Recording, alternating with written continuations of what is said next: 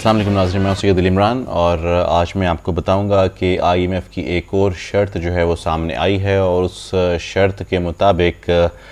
اوگرا جو پاکستان کی پیٹرولیم مصنوعات کی قیمتوں کا تعین کرتا تھا، اب کہا یہ جا رہا ہے کہ اس کو ڈی ریگولیٹ کر دیا جائے، یعنی جو پرائسز کا جو تعین ہے وہ او ایم سیز جو ہیں، وہ آئل مارکیٹنگ کمپنیز جو ہیں وہ خود سے کریں گی، یعنی جو انٹرنیشنل مارکیٹ میں پرائس ہوگی اس کے مطابق او ایم سیز جو ہیں وہ اس کی پرائس کا تعین کریں گی۔ اس کے فوائد بھی ہیں، اس کے نقصانات بھی ہیں۔ پاکستان کے حوالے سے بات کی جائے تو یہاں پہ زائد منافع خوری کی وجہ سے اس کا نقصان ہو سکتا ہے۔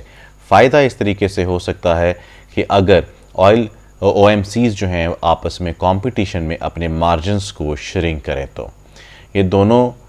پوائنٹس ہیں، ایک فائدہ ہے ایک نقصان ہے، لیکن اس میں آپ کو بتاتا چلوں کہ ڈیلرز نے جو ہے وہ اس میں اس بات کو کہا ہے کہ ہمیں یہ منظور نہیں ہے، ہم سٹرائک پہ چلے جائیں گے۔ ہمیں اوگرا نے بالکل نہیں بتایا اور یہ یک طرفہ طریقہ کار کو اپنایا جا رہا ہے، ہمیں اس چیز میں شامل نہیں کیا جا رہا۔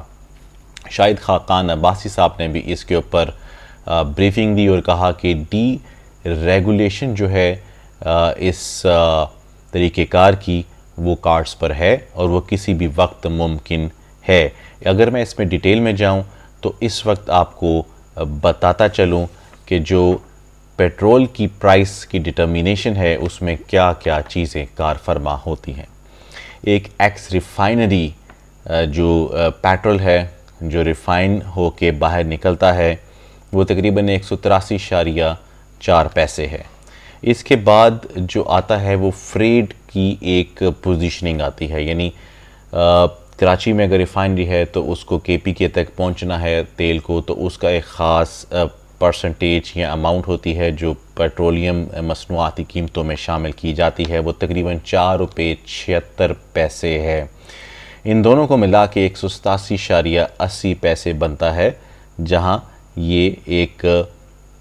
او ایم سی کے پاس، یعنی جو اس آئل کو مارکیٹنگ کر رہی ہوتی ہیں وہاں تک پہنچتا ہے۔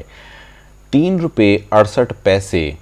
او ایم سیز کا مارجن ہے، جو وہ کہہ رہی ہیں بہت کم ہے، ان کو جو ہے بہت نقصان ہوتا ہے جب مارکیٹ میں تیل کی قیمتیں اوپر جاتی ہیں، اور ان کے مطابق 7 روپے تک کا یہ مارجن ہونا چاہیے، جو اس وقت 3.68 ہے، یعنی ڈبل کرتے ہیں اس وقت کے طریقہ کار کے مطابق جس میں اوگرا ڈیسائیڈ کرتی ہے پرائس کو with impressions of government of Pakistan, تو 7 روپے وہ کہتے ہیں کہ ہمیں اس وقت ضروری ہے اپنا مارجن کرنا۔ ڈیلرز کمیشن جو ہے وہ حال ہی میں بڑھائی گئی اس حکومت میں، اور وہ 7 روپے کر دی گئی۔ اب 7 روپے 3.68 روپے، اور اس کے بعد پیٹرولیم لیوائی جو بہت پریشر تھا آئی ایم ایف کا، اور الٹیمیٹلی 50 روپے تک اس نے جانا ہے، اس کو شامل کریں۔ 235.98 روپے جو ہے یہ پیٹرول کی قیمت بنتی ہے، یعنی اصل میں پیٹرول کی قیمت ایکس ریفائنری 183 روپے ہے، جس کے اندر فریٹ اگر شامل کر لیا جائے تو 4.76 روپے کے بعد 187.80 پیسے کا پیٹرول بکنا چاہیے۔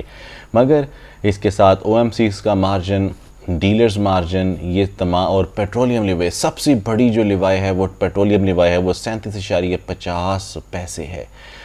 اور اس کے بعد بتاتا چلوں کہ اس کے اوپر سیلز ٹیکس نہیں ہے، اور آئی ایم ایف کا پریشر ہے کہ سیلز ٹیکس کو بڑھایا جائے۔ اگر آپ جو پی ڈی ایل یعنی پیٹرولیم لیوائی سے ایک خاص اماؤنٹ کوارٹر میں اکٹھی نہیں کرتے تو سیلز ٹیکس کی مد میں، تو سیلز ٹیکس کو جو ہے وہ بڑھایا جائے گا۔ تو اس ٹوٹل تیل کی قیمت 235.98 روپے کے اندر بہت بڑی اماؤنٹ جو ہے وہ ٹیکسوں کی ہے۔ اگر اس کو ڈیٹیل میں تھوڑا سا مزید میں آپ کو بیان کروں تو میں آپ کو بتاتا چلوں کہ جو ہائی اوکٹین ہے وہ اس وقت آلریڈی ڈی ریگولیٹ ہے، لیکن وہ بہت چھوٹی مقدار بنتی ہے ایک اوورال پیٹرولیم مصنوعات کی، جو مصنوعات ہیں ان کا، اور 80% جو ہے وہ ڈی ریگولیٹڈ ہے، جس میں سادہ پیٹرول اور ڈیزل شامل ہیں۔ اس کے اندر ایک اور چیز بڑی اہم ہے، اور وہ یہ ہے کہ ڈیلرز جو ہیں انہوں نے حال ہی میں اپنا مارجن انکریز کیا، اور اس کے انکریز کرنے کی وجہ سے اصل میں بہت امپیکٹ آیا پیٹرولیم مصنوعات کی قیمتوں کے اندر، اور یہ جو ڈیلرز مارجن ہے یہ پیٹرولیم لیوائی کے بعد دوسری بڑی انپٹ ہے کاسٹ کے اندر،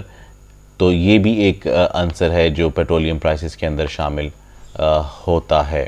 اور اس میں ایک اور چیز جو سب سے اہم ہے وہ یہ ہے کہ اگر یہ ڈی ریگولیٹ ہو جاتا ہے تو جو او ایم سیز ہیں وہ اگر تو ریفائنریز کے پاس ہوں گی،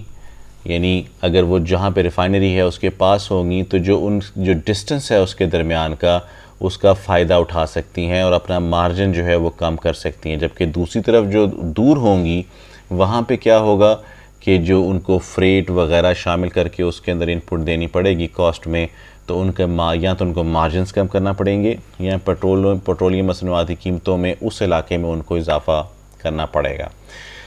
پازیٹیوز اور نیگیٹیوز دونوں ہیں اس سچویشن میں، اور دیکھنا یہ ہے کہ حکومت کس طریقے سے اس جو انسٹیٹیوشن ہے اس کو مینیج کرتی ہے، کیونکہ اگر انسٹیٹیوشن سٹرونگ ہوگا اوگرا کا